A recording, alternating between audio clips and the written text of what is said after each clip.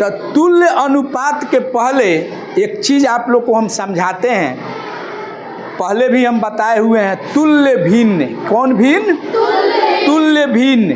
अंग्रेजी में बोलते हैं उसको इक्विवेलेंट फ्रैक्शन। इक्विवेलेंट फ्रैक्शन, तुल्य भिन्न का मतलब किसी भिन्न के बराबर भिन्न, किसी भिन्न के बराबर दूसरा भिन्न, वह तुल्य भिन्न कहलाता है। जैसे यहाँ देखिए, यह कितना है? 1/2।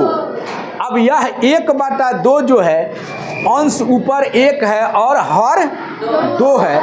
इसके तुल्य भिन्न यदि कहता है लिखने के लिए, तो हम लोग क्या करते हैं?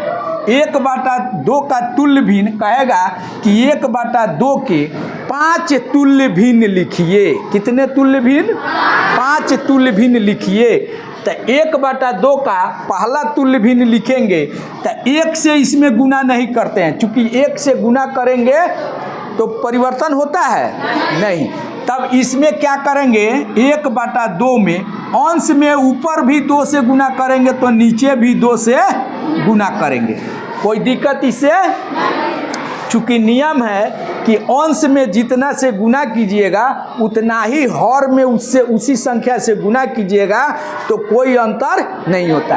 तो अब ये कितना हो गया? गुना करके देखिए तो 2/4। तो अब 1/2 का यह तुल्य भिन्न हो गया 2/4। बात समझ में आया? 1/2 का तुल्य भिन्न कौन हो गया? 2/4। क्योंकि फिर इसको जब आप कटाइएगा तो ये कितना हो गया? 1/2। यानी यह दोनों क्या है? आपस में बराबर है, आपस में बराबर है। तो 1/2 के तुल्य भिन्न कौन हो गया? 2/4।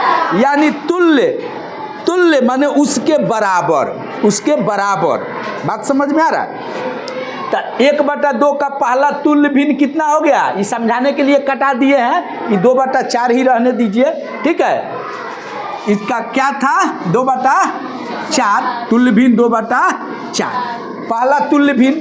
अब कहेगा कि 5 को हमको तुल्य भिन्न निकालना है, तो 1/2 का दूसरा तुल्य भिन्न आप लोग बोलिए क्या करेंगे? कैसे निकालेंगे? 1/2 में 3 से गुना करेंगे। अब बढ़ते जाएंगे तो 3 से ऊपर भी गुना करेंगे तो 3 से नीचे भी गुना करेंगे। कितना आ गया? 3/6। बात समझ में आया कि नहीं? बैठ जाओ, आराम से बैठो। अब देखिए, तो 1/2 का प्रथम तुल्य भिन्न कितना हो गया? 2/4। अब फिर 1/2 का दूसरा तुल्य भिन्न कितना हो गया? इस 3/6 को आप यदि कटा दीजिएगा तो कितना आ जाएगा? 1/2। इसलिए इसको तुल्य भिन्न कहते हैं। बात समझ में आ रही है? अब देखिए, अब ये पहला हो गया, दूसरा हो गया, फिर कहेगा कि तीसरा तुल्य भिन्न इसका निकालिए, तो क्या करेंगे? 4 से। यानी 1/2 में अब क्या करेंगे? अंश में भी 4 से, तो हर में भी 4 से गुना कर देंगे। कितना आ जाएगा? 4/8 हो गया। अब इसका दूसरा तुल्य भिन्न निकालना होगा, तब क्या करेंगे? 5 से गुना करेंगे 1/2 में। अब अंश में भी 5 से, तो हर में भी 5 से, तो कितना हो गया ये? 5/10। अब बस इसी को समझ लेना है, ठीक है। 1/2 के तुल्य भिन्न हो गया ये, यानी ये बराबर है।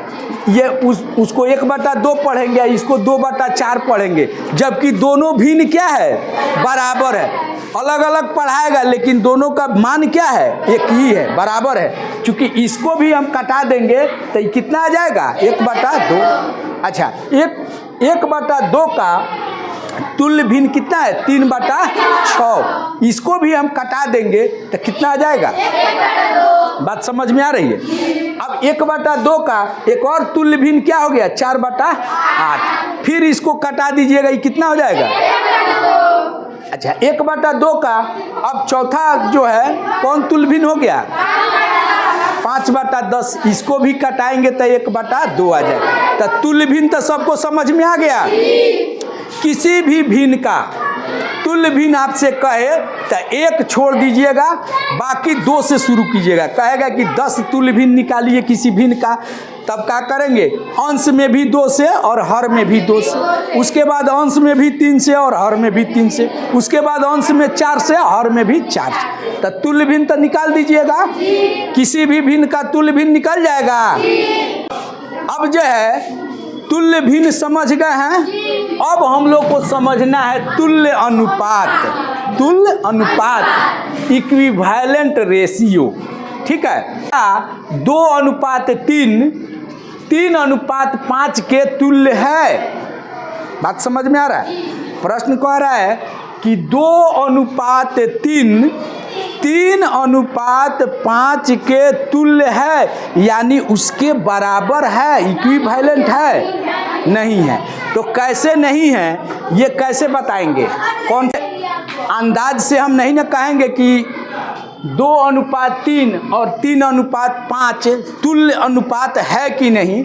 इसके लिए हम क्या करेंगे, जो ये अनुपात दिया गया है, नहीं, इसको पहले भिन्न में बदल लेंगे। क्या करेंगे? भिन्न में बदल लेंगे। तो भिन्न में बदलिए, कितना हो गया? 2/3 तथा एवं दूसरा क्या हो जाएगा? 3/5। अब दोनों अनुपात को हम क्या किए? भिन्न में बदल दिए। अब जो है इसमें क्या करेंगे, नीचे वाले को क्या कहते हैं? हर। अब हर जो है दोनों भिन्न के हर को एक समान कर देंगे, यानी नीचे जो हर है वह क्या होना चाहिए? समान होना चाहिए।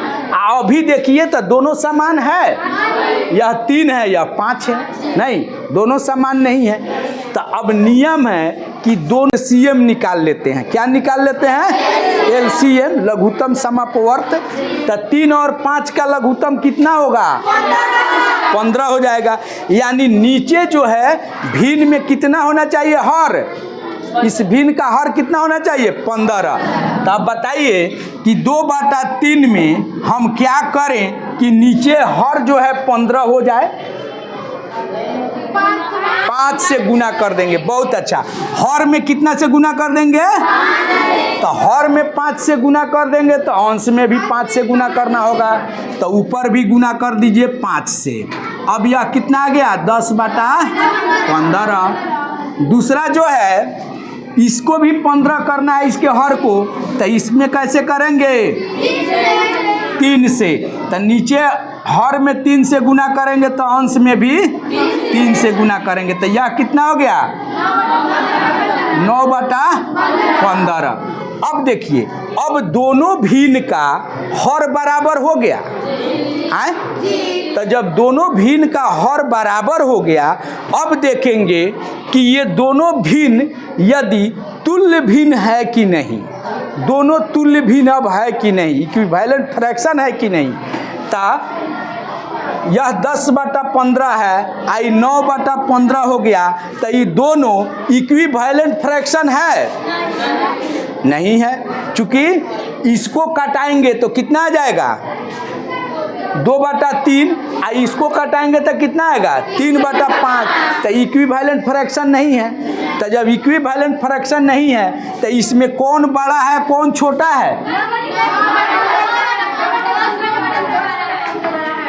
10/15 बड़ा है 9/15 से।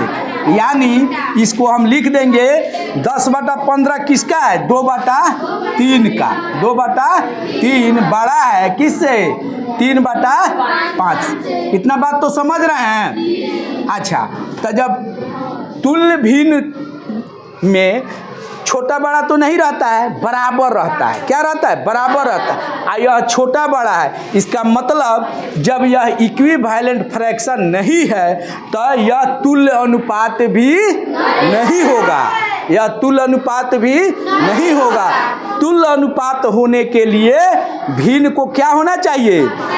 इक्विवेलेंट होना चाहिए। तुल्य भिन्न पहले होना चाहिए। तुल्य भिन्न यदि रहता तो यह तुल्य अनुपात हो जाता। अगर तुल्य भिन्न रहता तब ये तुल्य अनुपात हो जाता। तब बात समझे कि नहीं? कि तुल्य अनुपात के लिए पहले उस भिन्न को तुल्य भिन्न होना जरूरी है। तो हम कैसे निकाले हैं, पहले अनुपात को भिन्न में लिख देते हैं, फिर भिन्न के हर को क्या करते हैं, एक समान कर देते हैं, और तब देखते हैं कि यह तुल्य भिन्न है कि नहीं। अगर तुल्य भिन्न हो जाता है तब वह तुल्य अनुपात हो जाएगा। अब देखिए ये बना रही है, कैसे बनाएगी।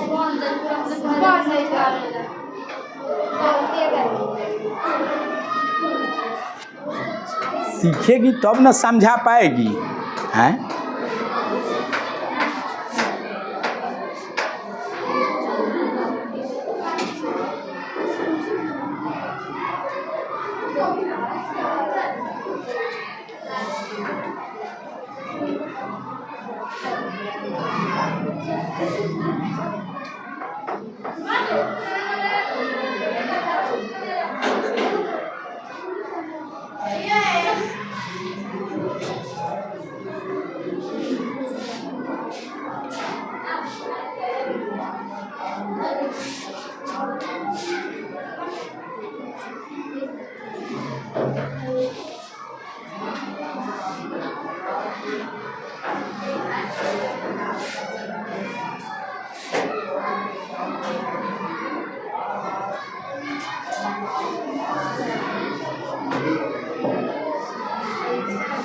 देखिए ये बना देगी।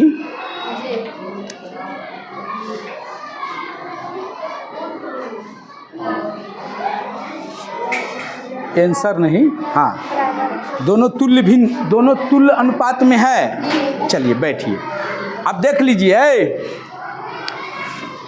एक तो हम जैसा लिखते हैं कोशिश कीजिए कि बोर्ड पर, कॉपी पर, हर जगह वैसा ही लिखे, बहुत बेहतर होगा। अब ये क्या की है कि इस अनुपात को पहले भिन्न में बदल दी है, तो 5:6 का भिन्न क्या होगा, 5/6। फिर इस अनुपात को ही भिन्न में बदल दी है तो कितना हो गया, 25/30। अब दोनों भिन्न अलग अलग हो गया और दोनों का हर क्या है, अलग अलग है। अब जो है यह हर एक समान करने के लिए नहीं, अब हर कितना करेंगे तो 6 और 30 का क्या निकाल लेंगे, लघुत्तम समापवर्त। तो 6 और 30 का लघुत्तम 30 हो जाएगा। तो हर कितना करेंगे हम नीचे, 30। तब 30 करने के लिए नीचे ही हर में कितना से गुना करना होगा, 5 से। तो नीचे 5 से गुना करेंगे तो अंश में भी 5 से गुना करेंगे। तो नीचे ऊपर ये गुना कर दी, ठीक है। अब ये क्या हो गया, 25/30, हर 30 आ गया। यह पहले से 25/30 है, तो इसमें भी यह 1 से गुना कर दी है, नहीं भी गुना करती तो चल जाता है। चूँकि हम नीचे ऊपर इसमें गुना करेंगे तो एक ही संख्या से करेंगे, अगर गुना नहीं करेंगे तो छोड़ देंगे। अब देखिए, तब यह 25/30 और यह 25/30, दोनों का हर क्या है, समान है, और अंश क्या है, इसका मतलब ये दोनों क्या है, बराबर भिन्न है, इक्विवेलेंट फ्रैक्शन हो गया। तो आपको हमने बतलाया था कि जब इक्विवेलेंट फ्रैक्शन हो जाए, तुल्य भिन्न होगा, वह तुल्य रेशियो भी होगा, यानी वह तुल्य अनुपात भी होगा। तुल्य अनुपात कौन होगा, जब तुल्य भिन्न होगा तो वह तुल्य अनुपात भी होगा। तो यह तुल्य अनुपात है। चलिए समझे।